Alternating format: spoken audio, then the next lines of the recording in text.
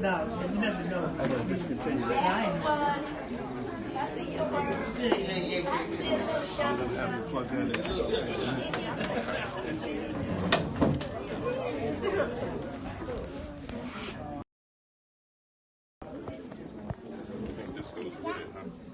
Either one of those.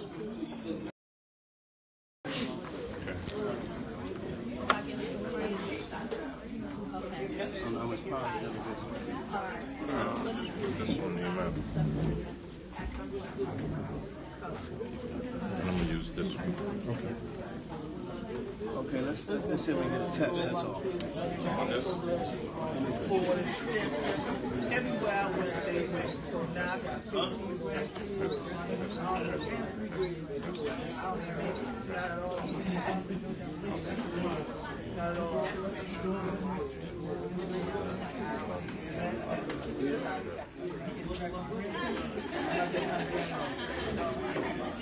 And they were small.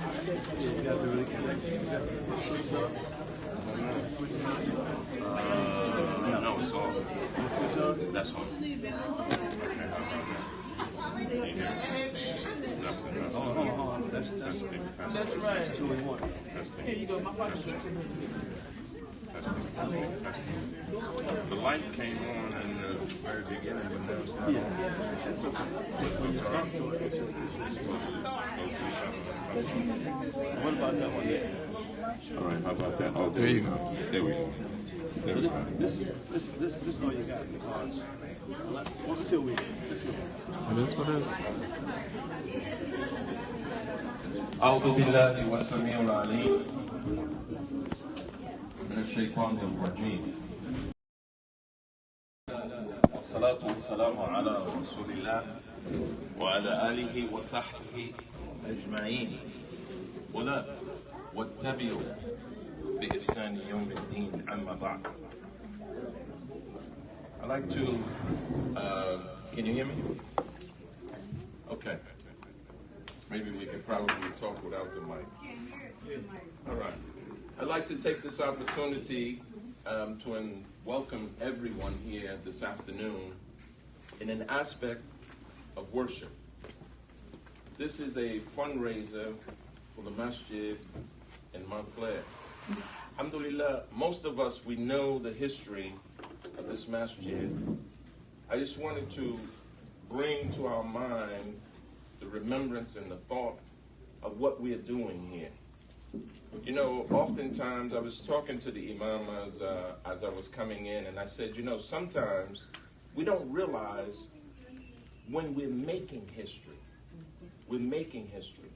You know, you're talking about some of the people, some of the Imams in particular, that have laid the foundation here for us to develop.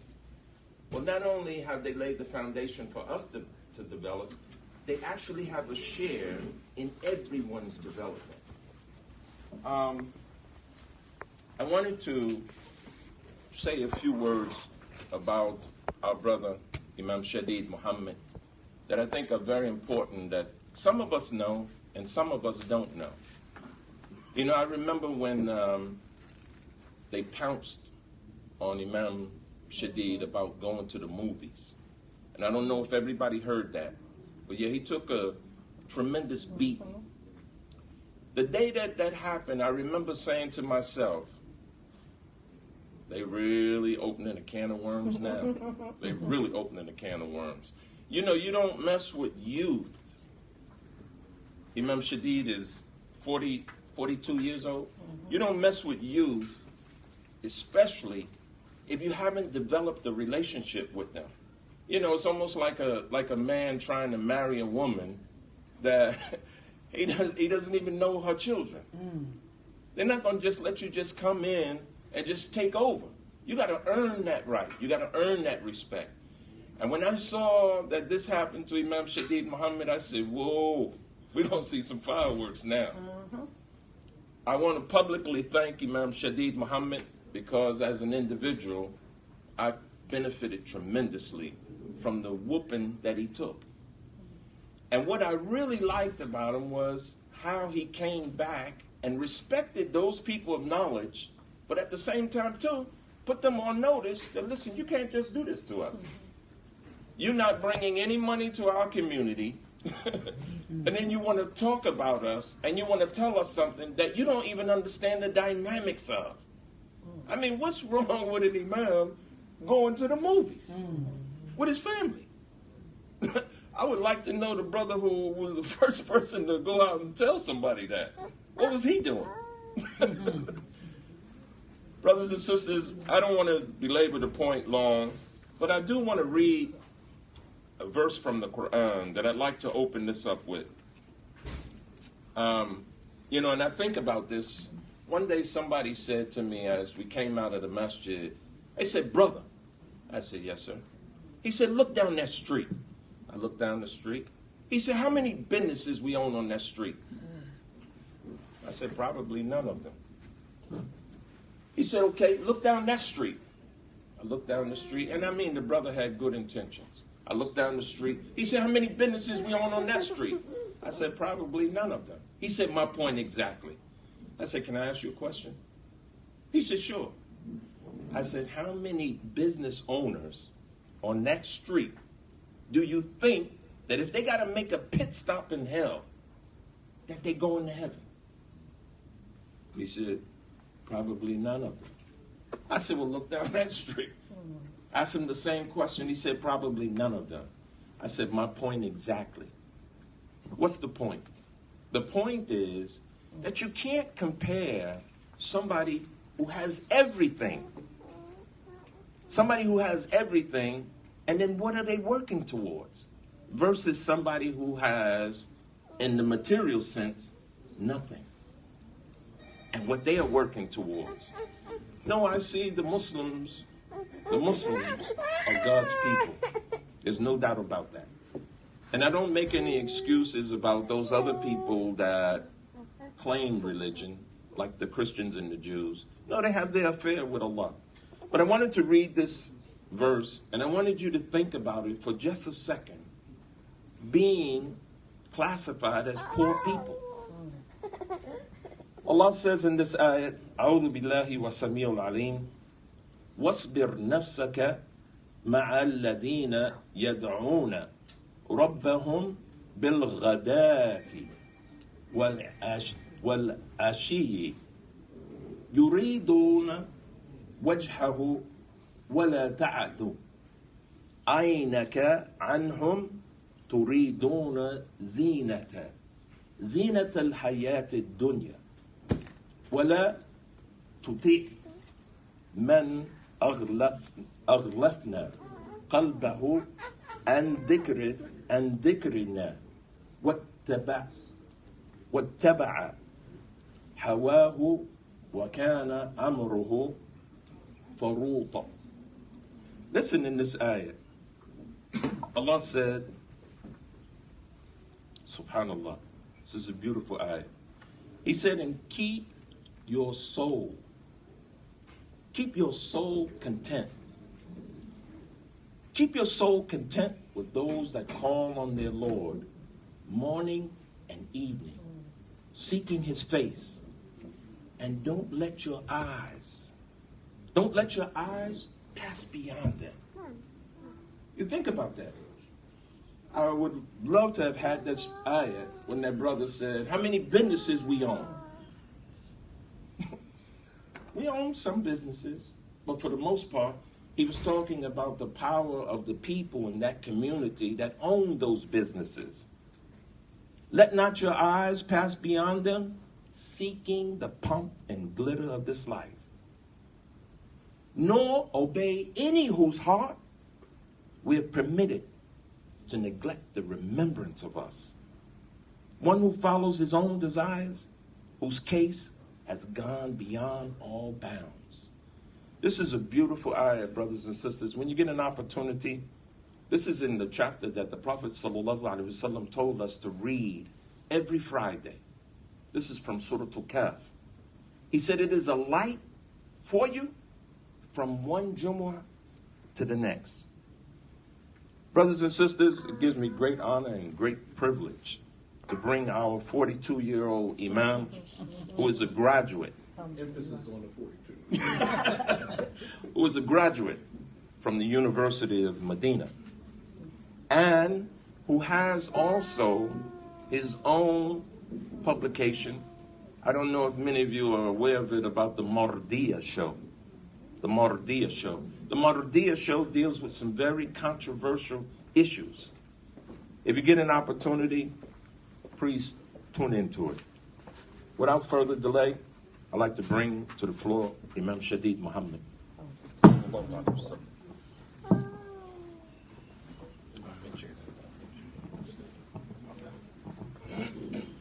Assalamu alaikum wa rahmatullahi wa barakatuh. You guys can do better than that. Come on. Food is here. You're going to be fed. Assalamu alaikum wa rahmatullahi wa barakatuh. Alhamdulillah. A lot better. Before I begin, let me just say that walking in through this park, for me was very surreal. For those of you who don't know me, the personal me, the Islam me, the Islamic version of me. Well, I, much like everybody else in this room, had another life. I lived another life before, growing a beard and being able to speak Arabic. All right? And this park that we're in right now played a huge role in the criminal life that I was exposed to. This very park, this very house that we're in right now. And this is probably like maybe the second or third time that I've stepped foot in this park in like 20 years. So walking in through this gate right here, coming back into this park, man, is like very surreal. I mean, like my heart is actually like beating a little fast, because the last memories that I have of being in this park is either shooting at somebody or being shot at or fighting. Everything pretty much happened. A lot of the things that happened that gave Montclair the history that it has, a lot of it happened right here in this park. And that had a great impact on, my criminal lifestyle.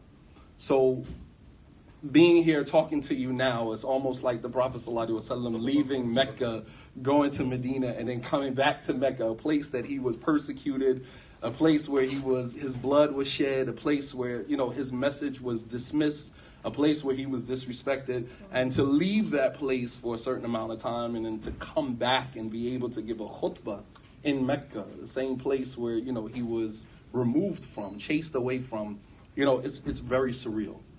Even when the Prophet ﷺ entered into Mecca on the conquest, the year he was conquering Mecca, he entered into Mecca on a donkey with his head lowered, in humility, not being able to, embrace the blessing that Allah subhanahu wa ta'ala gave him. And I'm saying that right now, it's very difficult for me to stand here in front of you right now.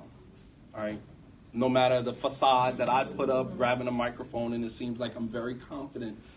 Behind that confidence, there lies a heart that is beating, tremendously fast at this moment. But thank you guys for coming out, man. SubhanAllah, I was very amazed to, pull up, and people are still walking in. And I'm hoping that, the numbers, the droves is indicative of how much money we're going to raise today.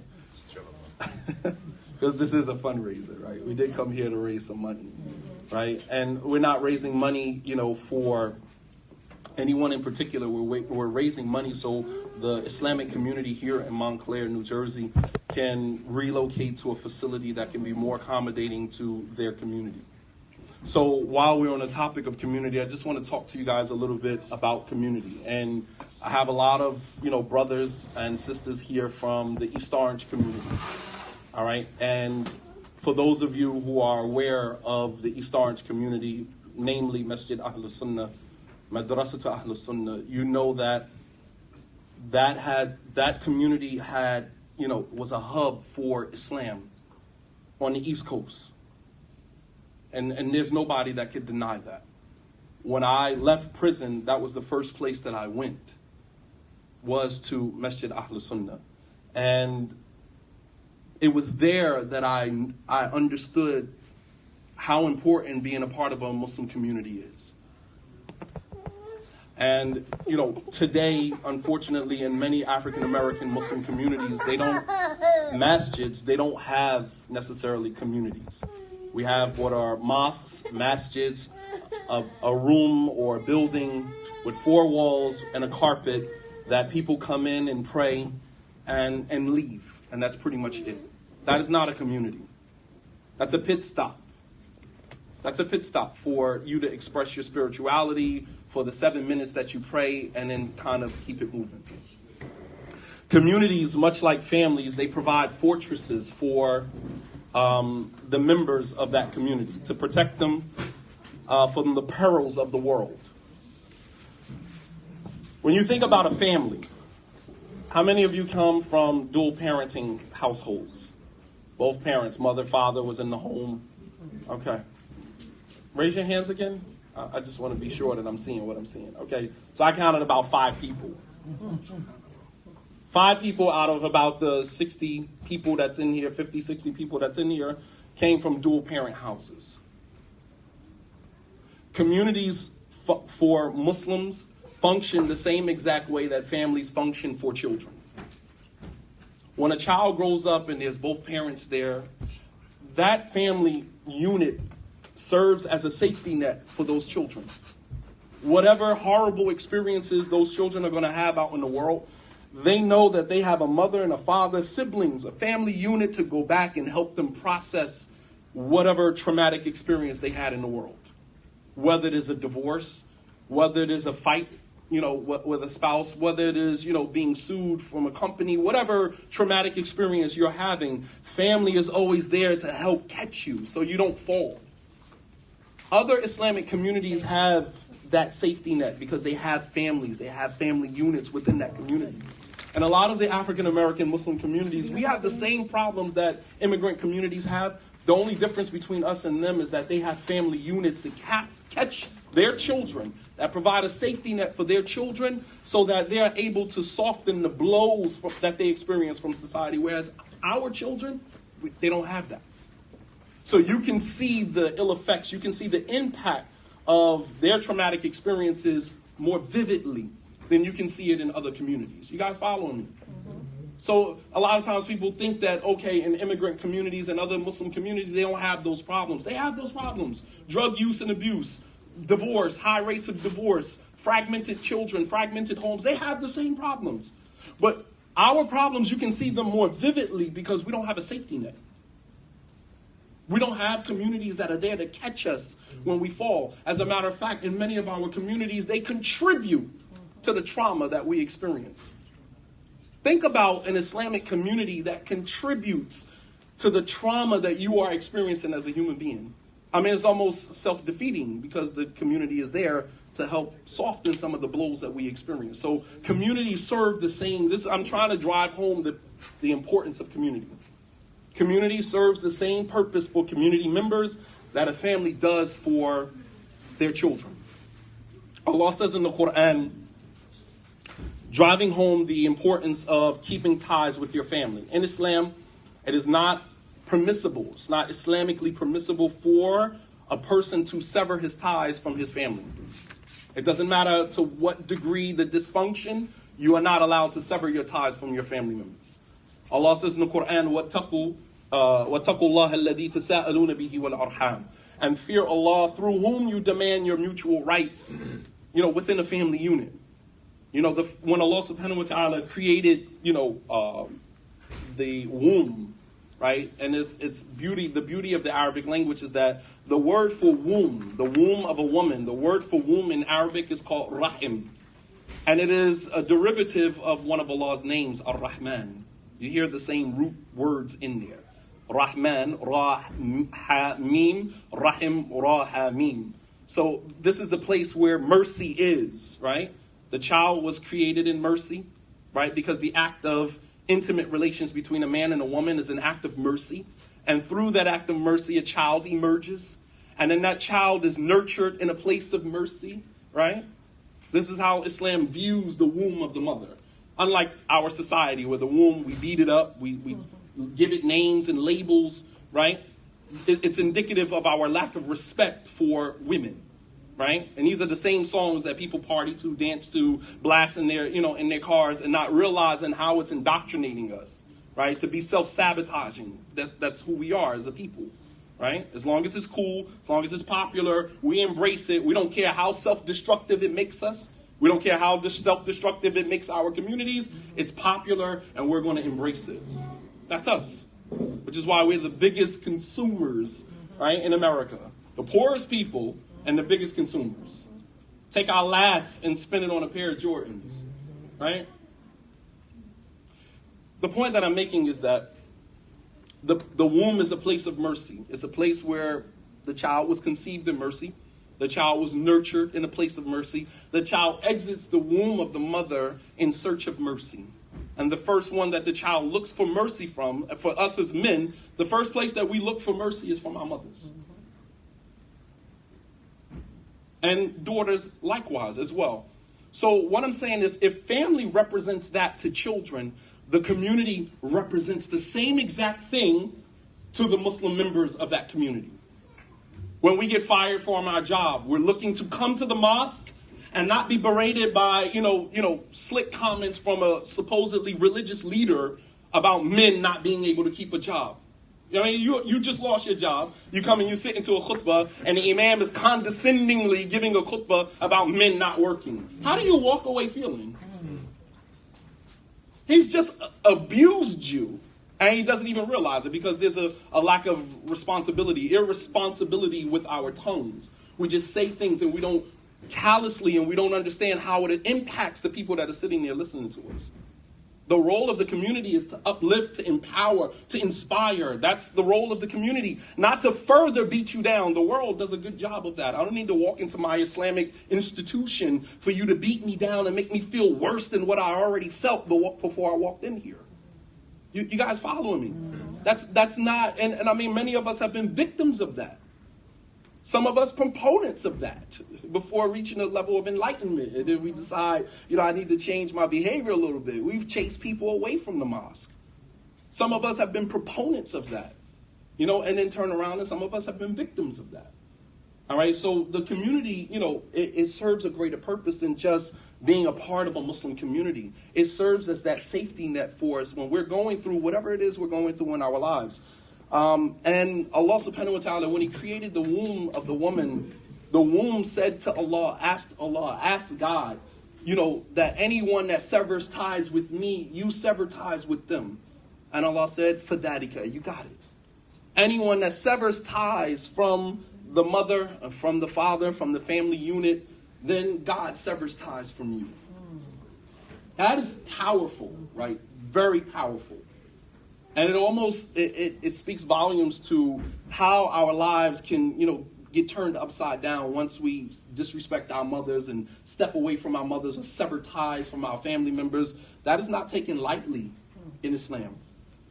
But the same applies to the Muslim who is attached to Islamic community. There's strength in unity, and there's weakness in individuality. We live in a society where we concentrate on our own individual issues. And that's part of our problem. We've become a collective body of Muslims in a community, but it's all individualism. Everybody's focusing on their own individual problems, as opposed to looking at the community as a whole and focusing on the unity and the strength that is in it.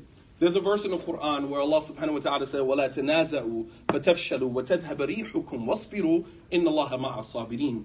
Allah says, وَلَا تَنَازَعُوا, don't fall into bickering and arguing between one another. فَتَفْشَلُوا, so you end up separating from one another. وَتَذْهَبَ رِيحُكُمْ, and you lose your strength.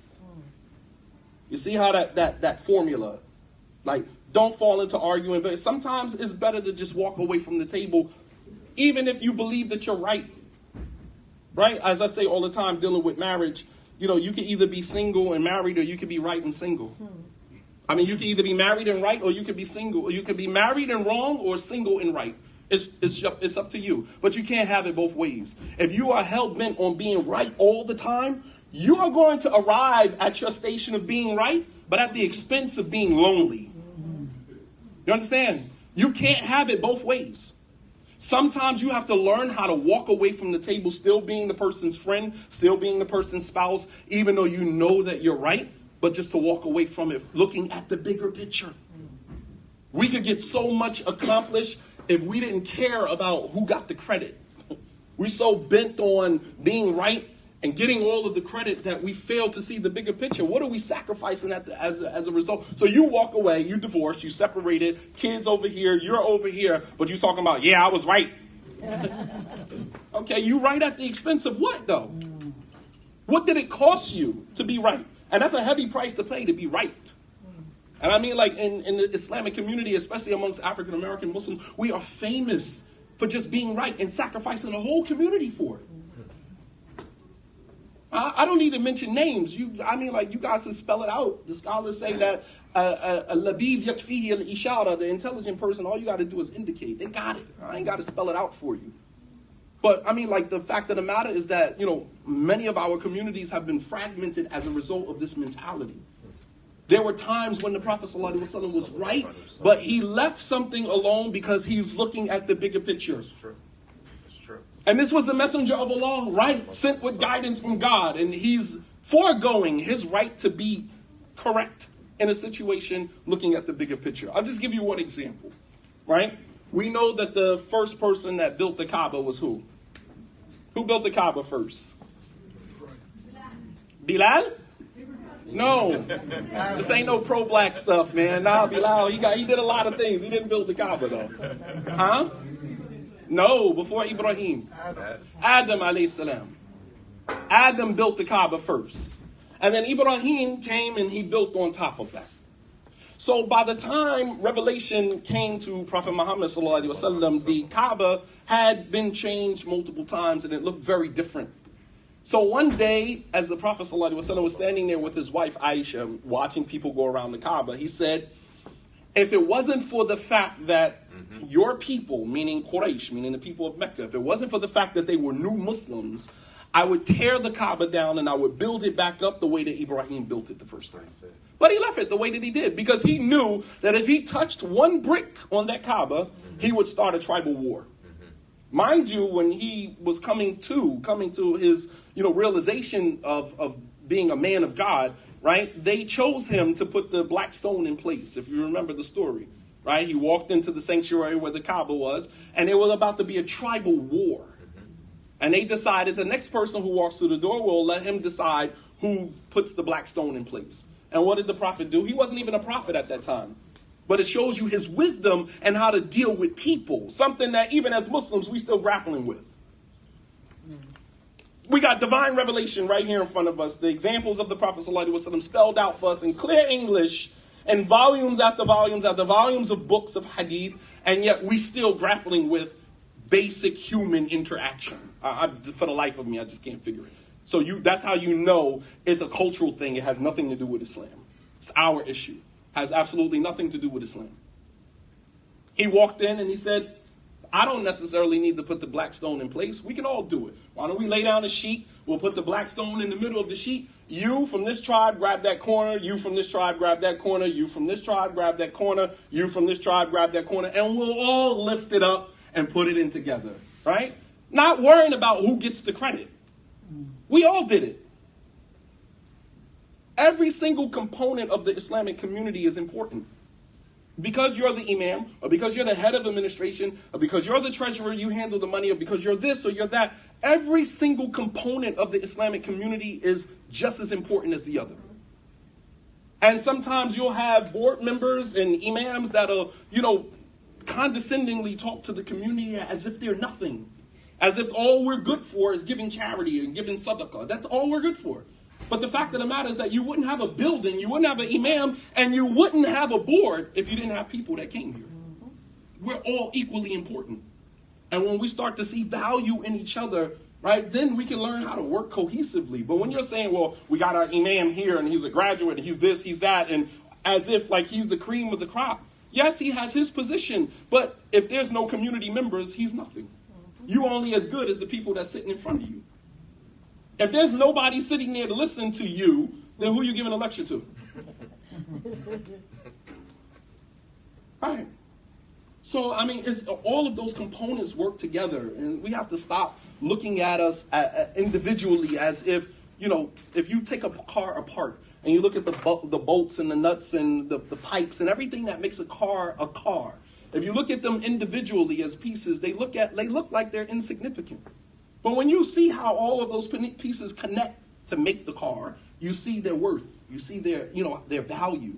And that's how we should see each other as part of the Islamic community. That brother or that sister that chases everybody away from that, you need that person. Because they're going to say something to somebody and it's going to resonate. We can't possibly believe that we're going to have a community that is, void of that one or two brothers and sisters that are just rigid and harsh, because maybe they're there for that reason. They need that. That's therapy for them. And so we're working to try to get the Masjid to look this picture perfect. We're all imperfect beings trying to practice a perfect religion. Facts.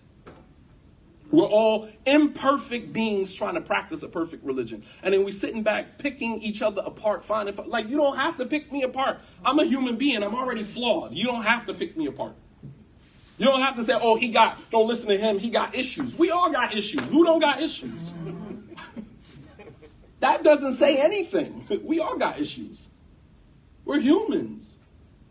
Instead of trying to pick each other apart individually, we should look at ourselves collectively and see how powerful we can be. There's power in unity. Understand that. So the verse, Allah says, do not argue and bicker with one another. La tanazza'u fatafshalu. So you begin to separate from one another. وَتَذْهَبَ رِيحُكُمْ. And you lose strength. Meaning there's strength in unity.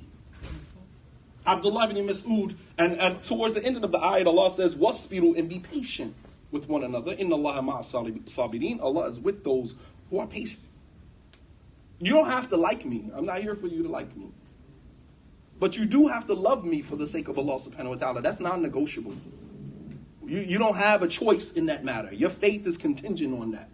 Right? The Prophet sallallahu alaihi wasallam said, "La yu'minu ahadukum hatta yuhibba li akhihi ma yuhibbu li nafsihi." None of you truly believe until you love for your brother what you love for yourself. You don't have to like me. That's personal. I ain't got nothing to do with that.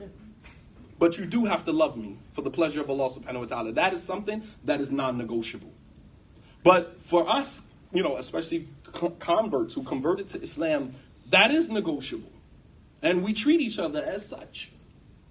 And so we've, gone beyond certain boundaries, man, and have created so much unnecessary conflict in our communities that it makes it very difficult for us to unite. And our children catch the brunt end of that. Muslim children who don't even identify with Islam. How many generations of children have we lost right now? Maybe two generations of Muslim children that are pretty much out there, gone. Because there is no unity, there's no strength. People naturally are drawn to people and environments where there's strength, there's energy, right? Because people need that. So, I'll give you another example of the strength that is in unity. Some of the companions of the Prophet ﷺ, they came to him one day and they said, Ya Rasulullah, inna na'kul wa la nashba'. We eat, but we don't get full. We eat, but it doesn't seem like we're getting full. And the Prophet said to them, لَعَلَّكُمْ تَفْتَرِكُونَ. Perhaps you eat separately. Pay attention. He said, perhaps you eat individually. And the Sahaba said, yes, you're right, we do. The Prophet ﷺ said, اجْتَمِعُوا عَلَى طَعَامِكُمْ. Eat together. وَاذْكُرِ اسْمَ اللَّهِ عَلَيْهِ. And remember the name of Allah over your food. يُبَارِكَ اللَّهُ فِيكَ. And Allah will bless you. Powerful. And we're not even talking about community. We're talking about something as simple as eating together. But what the Prophet ﷺ meant by this was that when you do things collectively, there's more barakah in it. Guys, follow me. When you do things together, there is more barakah in it. There's more barakah in it because when you do it together, you eliminate the vulnerabilities from your circle by which shaitan enters. The Prophet said, alaykum bil jama'a, stick to the community, فَإِنَّ الذِّئْبَ يَأْكُلُ مِنَ الْغَنَمَ الْقَاسِيَةِ, because the wolf gets the lone sheep. Shaitan picks us off individually, one by one, either through our egos, either through our vices. It doesn't matter what it is. Shaitan will find your weakness because you are individual. But when you are collectively together, it's hard for Shaitan to get to you. Because the energy of you guys being together is permeating your situation, which backs him off of you, right? You guys follow me, or am I putting you to sleep? That's clear. Okay. Checking your post to see if you're still woke. All right? So, we got to understand how. Earlier, I was in Elizabeth, and I was talking about the power of family, right? The power of a man and a woman being together. That's powerful. It's a powerful thing, energy that radiates a family where there's a wife, there's a husband. That union is so powerful that it can create life. Yeah. A man and a man can't produce anything but AIDS and all other types of sexually transmitted diseases. A woman and a woman can't produce anything except false desires. Because she's acting like a man, yet you don't want to be with a man, but you're acting like a man towards another woman. I just don't understand the logic in that for the life of me. Why go be with another woman and act like the man, or have her act like the man, instead of just going after the man yourself? Nonetheless, it doesn't produce anything. The only type of union that can produce anything is a man and a woman. That union is so powerful that by the permission of Allah, it has the ability to produce another life, to bring another life into the world. That is powerful. And Shaitan is aware of how powerful that is, which is why he keeps us fragmented.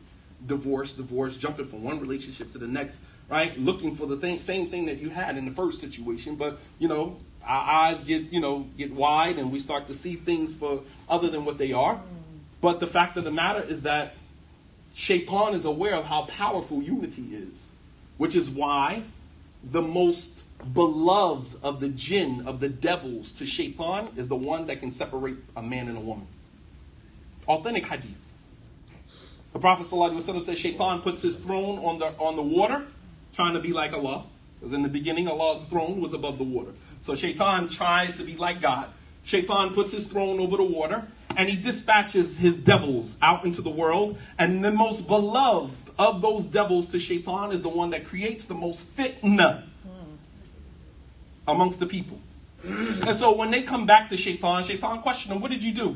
He said, I did such and such. Shaitan said, you didn't do anything. The other one comes back and Shaitan says, well, what did you do? He said, I did not leave this man until he separated himself from his wife. Shaitan said, Ni'mat, and how beautiful you are. Come here. And he embraces him because he understands how powerful that union is.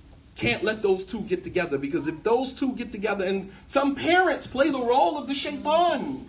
Here you have your son and your daughter trying to avoid fornication and adultery to get married, and we are driving a wedge between these two children. We are playing the role of the devil.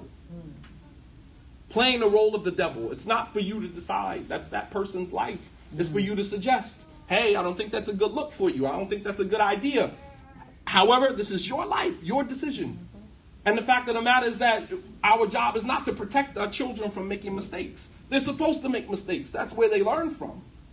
You learn more from your failures than you do your successes.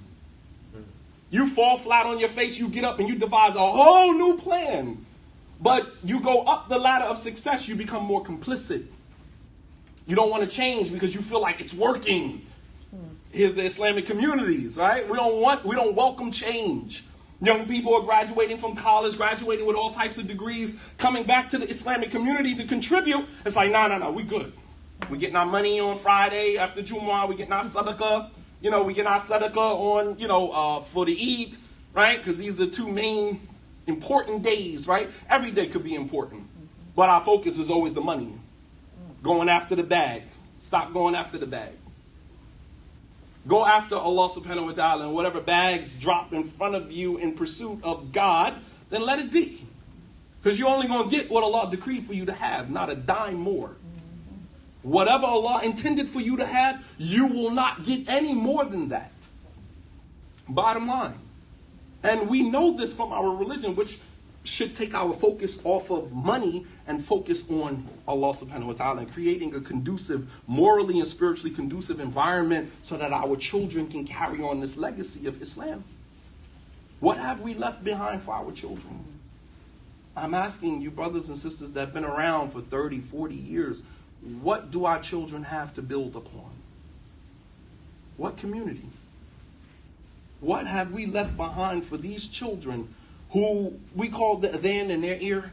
We gave them aqiqahs in the masjid. We gave them Muslim names. You got Muslim children in here right now that are born and raised Muslim children. Names, Muslim names. And many of them don't even know what the name means or what it represents. Where you drew that name from and why you named them that. And what responsibility is on their shoulders as a result of that. And how can they fulfill that responsibility based upon the legacy that we've left them?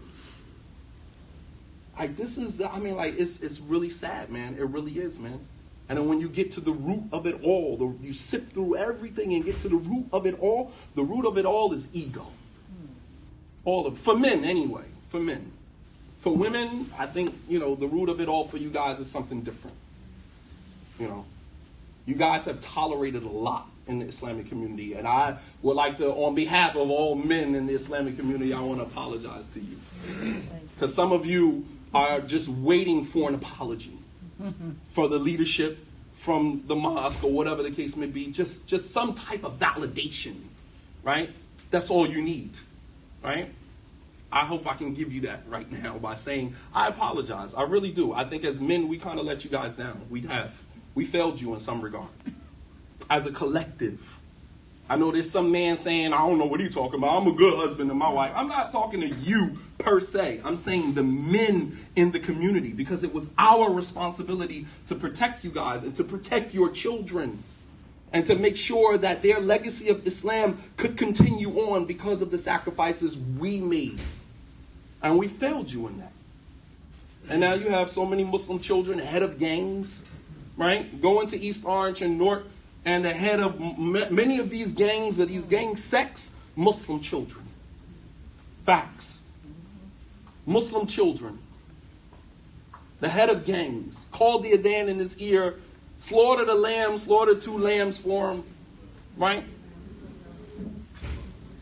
So, the Prophet ﷺ, he said to his companions, "Ijtami'u ala ta'amikum," eat together. Eat together. And this is something practical right now. At home, we probably have all of our individual plates. You serve your children. That's this American mentality. Serve your children their individual plates, and then parents take their plates and go in their room, right? Or parents take their plates and sit at the table, and the kids go sit at the kiddie table. Your children are not even allowed to sit at the table with you. What type of way is that tradition is that to carry on in our tradition? That's not our way. We eat together. The Prophet said, eat together. The food enough for 1 is enough for 2. The food for 2 is enough for 3. You see how Islam just kind of helps to create that atmosphere of unity. And it's almost like we look for loopholes not to be unified. For as many reasons as you can say, or I don't speak to that brother, or I don't pray at that masjid, or I don't go over here, as many reasons as you can give me for that, I can give you as many reasons and more for why you should. Do the opposite. It's like we look for reasons not to be united. We look for reasons not to be a community. When Islam came to challenge that, out of all of the ethnicities and cultures that were out there, Arabs were the most fragmented of communities. Islam didn't start in Africa. Africans had communities. They had tribes. They had unity. Arabs were warriors, nomads that would spend generations warring with one another. And so this is why you find in the Quran heavy emphasis on unity. Heavy emphasis on unity. And the last thing, we're talking about building a masjid. The importance of a masjid. A masjid, as I said before, is just a box. It's just 4 walls with a carpet and a place where Imam stands to lead the salah. That's all the masjid represents to us. But in the early Islamic community, the masjid was so much more than that. The masjid was the epicenter of the community. It's where everything happened. Everything went on. I remember a time in Masjid Ahlul Sunnah where you could go to the masjid at any given time during the day and you'll find brothers in the brothers' lounge. There's a convo going on about a lecture the imam gave or a khutbah or some issue going on in the community. You go on the musalla, find people reading Quran. You go in the sisters' area, you find children running around playing at any given time. It was the only sense of community that I have ever known since becoming a Muslim. I have not since been to a community that is owned and operated by African Americans and have felt that level of solace and tranquility and peace. And that doesn't mean that the community didn't have its problems. It had its problems, as every other community had. But the primary concern was to keep the community united. Masjids today, unfortunately, just represent a place where we go and pray. And, we want to change that dynamic. We want to change that dynamic by being more involved and hopefully, inshallah ta'ala, having the space to accommodate the community. Bi'idhnillah ta'ala. So, with that being said, the goal for tonight was to collect $20,000.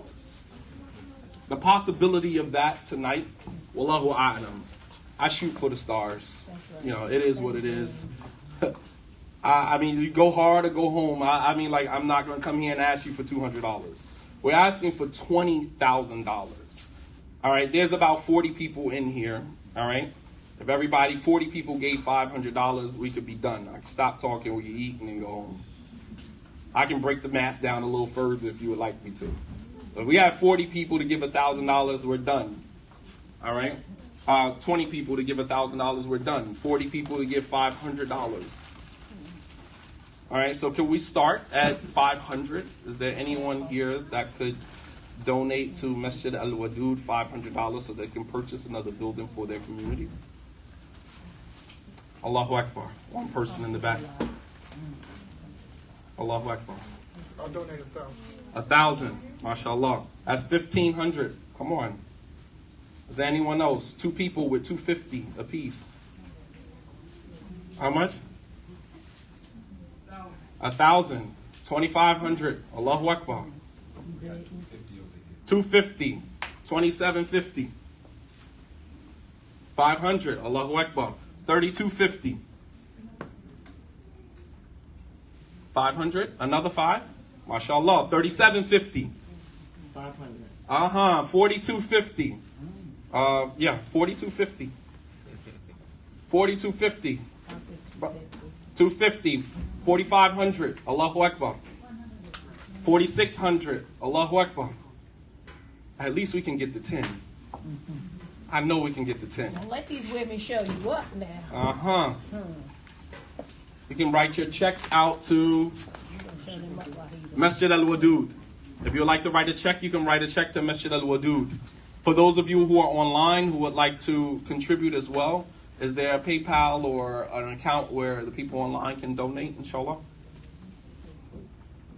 We're at 4,600. Yes. 500. 5,100. Allahu Akbar. So Sunday, an easy way to, get some hasanat and go home and relax. And believe it or not, you could donate some money to the masjid, and then you could go back and make dua and ask Allah, based upon the money that I gave to help out that community, do this for me. That's what's called tawassul. It's part of our deen. To ask Allah by way of some deed that you've done. And we know that, for me, forgiveness is important. Right? We sin on a daily basis. We disobey Allah subhanahu wa ta'ala. And many of us are aware of what we have waiting for, that conversation that is waiting for us with Allah subhanahu wa ta'ala yawm al-qiyamah. We know we have a conversation waiting.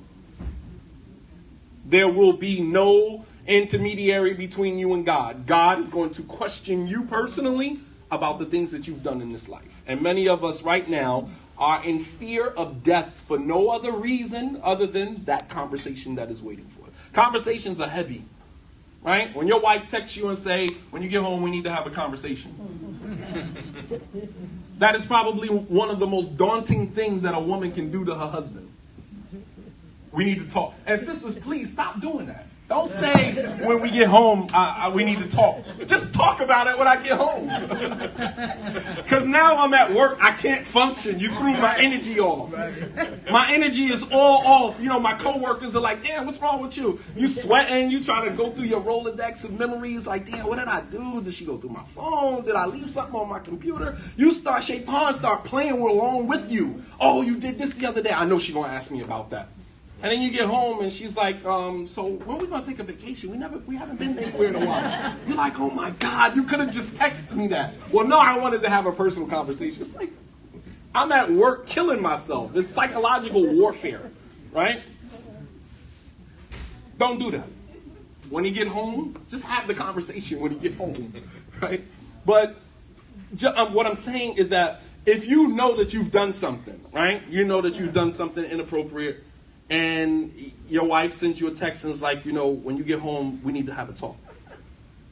That fear that you're experiencing when you know that you have to have a conversation with your wife, think about that, multiply that many times over in a conversation that you know that you have to have with God on the day of judgment about things that you've done in this life, things that you've done that you have not atoned for, things that you've done that you probably can't atone for, right? Things that you've done in Islam, we know that no tawbah can fix. You have to have a conversation with Allah subhanahu wa ta'ala. We're talking about major sins. Tawbah doesn't fix that. You can't just commit a major sin and make tawbah and then say, all right, well, perhaps Allah is going to accept that from me. No, there has to be a conversation first. Allah has to ask you why you did that. Allah's going to ask you about your wealth, how you earned it, how you spent it. Allah's going to ask you about your youth. How did you waste your life away? Doing what? Allah's going to ask you about the intellect that He gave you and how you use that. We use our intellect to outsmart God, right? And Allah gave you the intellect to arrive at a higher station, a higher frequency of consciousness. And instead of doing that, we try to outsmart God, right? Look at the story of Bani Israel in the Quran, right? Allah told them not to fish on the Sabbath, on Saturday. So what did they do? On Friday, they went and put their net in the water. Saturday, they didn't fish. Sunday, they went and go collect their net. They got fish. And he said, we didn't fish on the Sabbath. Right? Trying to circumvent the laws and rules of God. It doesn't work like that. We use our intellect to arrive at a higher state of consciousness. All right, so we're at 5100. I didn't hope you guys didn't think I forgot. I'm the king of comebacks. I always come back. 5100. I don't want to put anybody on the spot. If you would like to remain anonymous, alhamdulillah, and you would like to donate, I don't want to put you on the spot. But sometimes doing it in this fashion, a person sitting next to you, maybe they weren't going to donate, you donated, they saw you did it, and it inspires them to do so. Another 100, alhamdulillah, 5200. Come on, some of you young guys, man, y'all walking around with Jordans on. And 100, 5300, 54. $25, Allahu Akbar. All right, so we'll just put the 25. I'm just keeping it by hundreds because you're going to throw me off. 5,400 we're at right now. We need 4,400, 4,600 at this point to get to 10,000. That's not a lot of money. 250. That brings us up to 4,650, 4,675. 100. All right, 47.75. 47.75. 100? You have 100? MashaAllah. 48.75. We're almost at $5,000. Allahu Akbar. We started off going after 20,000. Hopefully, if at some point we can get that. But at least I know we can collect $10,000 in this room. I know that there's $10,000 in this room. If you would like to remain anonymous and write your check anonymously, then alhamdulillah, I don't want to put anybody on the spot. But for those of you who would like to donate, please. Yes. $50 or 50,000? Oh, $50. Allahu Akbar. I thought you said 50,000. I'm about to put the mic down, shake your hand, and let's eat. We're done. So where we at? Who keeping track? We're at 48 somewhere. No, we at like 48 somewhere. 48.75 plus his 50. 49.25. Allahu Akbar. Anybody for $75 to even off? Allahu Akbar. 5,000. We're at 5,000. We need another 5,000. Inshallah. Maybe we get after we eat. After we eat? Mm-hmm. Normally in fundraisers we don't serve the food until after we got the money.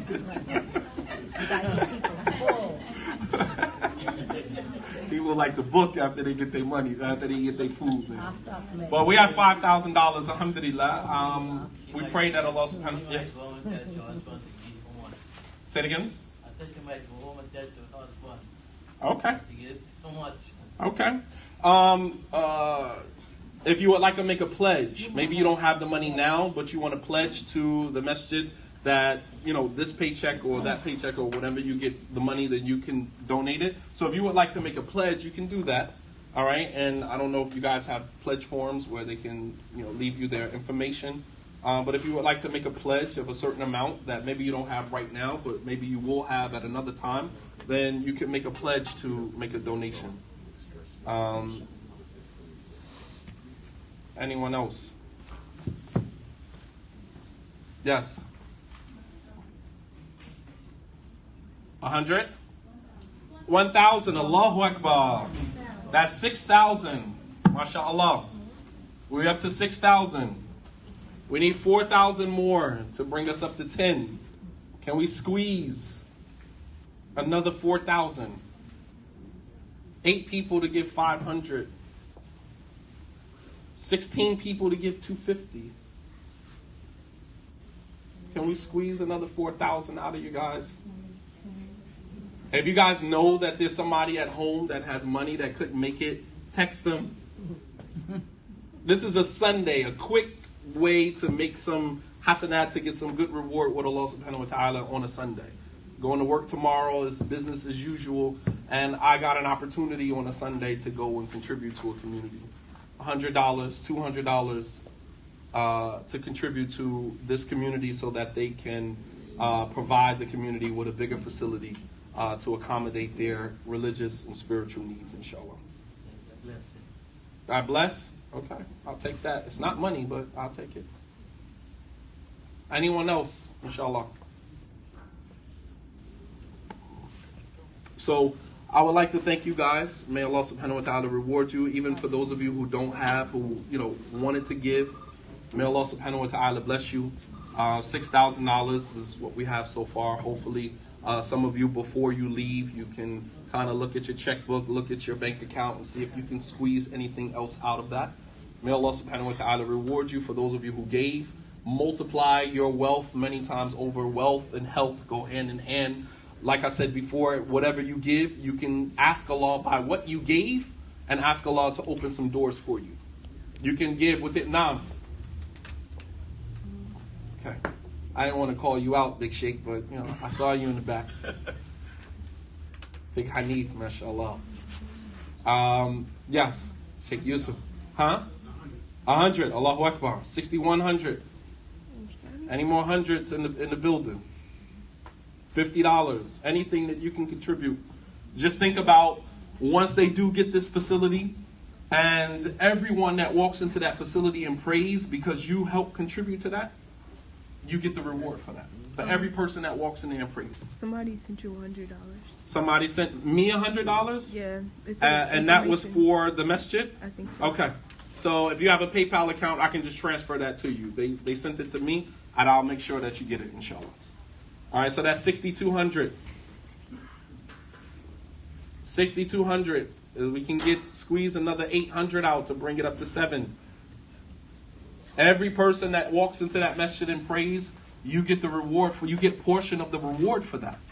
And as I said, you can also make tawassul, ask Allah, if I did this for your sake, for your pleasure, then do this for me.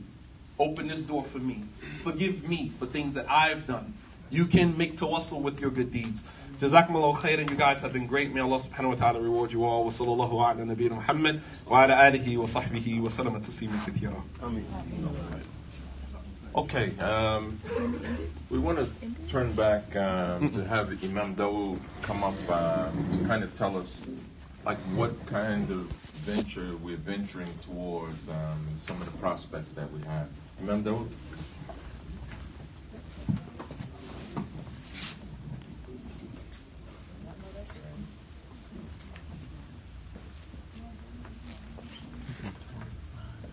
Alhamdulillah. Alhamdulillah. Nahmaduhu wa nasta'inuhu wa nastaghfiruhu wa na'udhu billahi min shururi anfusina wa min sayyiati a'malina.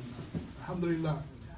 Brothers and sisters, believers, alhamdulillah, thank you very much for coming. And this is something that is very important, more important than we can ever know. We'll know how important it is once it becomes too late, once we're in the grave.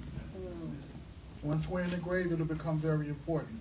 I just want to add some color and try to tell you what we're doing here, why, and how we're going to accomplish what we're trying to accomplish. What we're doing here, we really need, I really want to go and reflect on a dua, a famous dua. I'm sure everybody in here knows it. Rabbana hablana min azwajina wa dhurriyyatina qurrata a'yun waj'alna lil muttaqina imama. O our Lord, give us from our mates, our husbands and our wives, wa dhurriyyatina, and from our children, and their children, and their children, ila yawm ad-din. Qurrata a'yun, from an idiom which means basically something which will please our eyes. So we will look at our husbands, and we'll look at our wives, and we'll look at our children and their children. We will be pleased. Waj'alna lil muttaqina imama, and also make us, really, this is a dua to make us righteous. Make us imams, or make us examples for the people who are muttaqi, the people who have taqwa, the people who look at Allah. Or they conduct their lives as if they're looking at Allah. And really, for what we're doing here, I just want to go back a little bit and just give a little color. Most of us here, like myself, I took Shahada at Masjid Muhammad in Newark. And at that particular time, it was only two places where Muslims came from. Masjid Muhammad in Newark, or from Elizabeth, Hisham Jabber, or from Abdullah Yassin's community on Chancellor Avenue. Beitul Khalq, of course. Everybody who came from this area, who was 60 or 60 or older, or maybe say 50 to 70, took Shahada in one of those two places. When we went to the facility in Reiko, we were over a place where they do transmissions, and we started a community there. And from that community, every community in this area, which is African American, for the most part, came from that place. From Masjid Muhammad, we came and made the Islamic Center of East Orange, which came Masjid Afla Sunnah. From Islamic Center of East Orange, most people don't know it, the Nia Masjid. The people from there started the Nia Masjid. The people from Islamic Center of East Orange started Warris Associates in Irvington. The people from Islamic Center of East Orange started Masjid Afla Sunnah. The people from Islamic Center of East Orange started Ashabul Yamin. The people from Islamic Center of East Orange eventually started Masjid Rahman. Also, during that time, there was no cultural center in Newark. That Masjid started after we started the Islamic Center of East Orange in a Reiko store, which does transmissions, fixes autos, from all of that. That has occurred over in about approximately maybe 35 to 40 years. So here we look at the dua. Rabbana hab lana min azwajina wa dhurriyyatina. So let's project and add another 30 years on to now. Let's say 32 years and round it off to 2050. Are we going to expand like that? Or are we going to have the same institutions and improve them to the point so that our children are going to be able to have it? What type of Islam are they going to be practicing? What is the community going to look like? Is it going to be on Tasawwuf? They're going to be Sufis? They're going to be Ahmadiyyas? They're going to be Nation of Islam? What is it going to be? These are the sort of things we need to be thinking about. Masjid Wadud, we have about 1,000 square feet now. We service about maybe 50 to 60 people on Juma. Who do we service? We service the people who have businesses on Bloomfield Avenue. People from out of town, basically. We have some people who live here, who are Muslims. They may work in an area, they may not work. So that's who we're servicing. It's the only dawah. We don't need, this particular institution doesn't need to duplicate stuff. If you go south, there's Masjid after Sunnah, and that's Hawa Yamin, which are larger Masjid. If we go north, there's the Islamic Center of Passaic County, ICPC. They have one in Clifton, they have one in Patterson. They also have one on Van Houten. I think it's Ibadah Rahman. What do you call the one on Van Houten? The Bangladeshi Masjid? Okay. Yeah, right down there. I think it's Ibadah Rahman or something like that. They got a big Jamaat there. Also, Imam Hamza's Masjid is in Patterson. They took over the old Albanian Masjid. Yes, they have no, and let's not even talk about all the Turkish masjids over there. If we go south, there's Nia. So we're surrounded by larger masjids, but we have a role in this area to play. And if we just look at this brother here, Brother Shadid Muhammad, we can see that. We can have, there are people, it's easy for people to go over to Medina. We have people who have been there, a wave who have been there, learn the ups and downs, and now we can be more intelligent. This is not my idea, so I'm going to tell you who said it. I was speaking with Imam Ali in Darul Islam over in Elizabeth, and he was saying how we don't send people over to Medina with a plan. Like you go, like I'm in Asia a lot. Over there, they take their youth, they send them to Azhar. They take their youth, they send them to Medina, and they have a plan. The Albanians, they go and they send their kids to Medina. This brother can tell you better than I can. They have a plan. They send their youth over there, they come back, and they have something made for them. And I want to say something about this brother too. Not only that he's from around here, alhamdulillah. He's from around here, and people can look at him. There's people here, I know because they've told me they know him. They know him then and they know him now. Alhamdulillah. Alhamdulillah. Nobody came here going to private schools and going to Ivy League schools and coming. All of us are from the, most of us are from the street. Most of us. I know I am. I'm from North Newark. The Grafton Avenue Street projects. Everybody think I'm from Montclair. I lived down there for 17 years before I came here. I've been here since, but that's where I'm from. Alhamdulillah. There's people who I know from Newark here. So what am I trying to say? What we need to do, we need to think like that. We're not going to be, do you really want to be speaking to me in 2050 if I'm here? If I'm lucky enough to still be here? No. I'll be like 90. Maybe I'm the best person, maybe I'm not. I don't know. Hopefully not. Because if not, our community's in a sad state, if it is.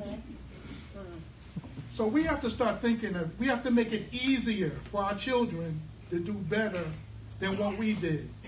There's a lot of fitna, and it's a lot of fitna we have to solve. But inshallah, we're going to solve it. We're going to do it. We're going to do it. If we just stick to this one beautiful dua, which can be found in Furqan, which is Rabbana hab lana min azwajina wa dhurriyyatina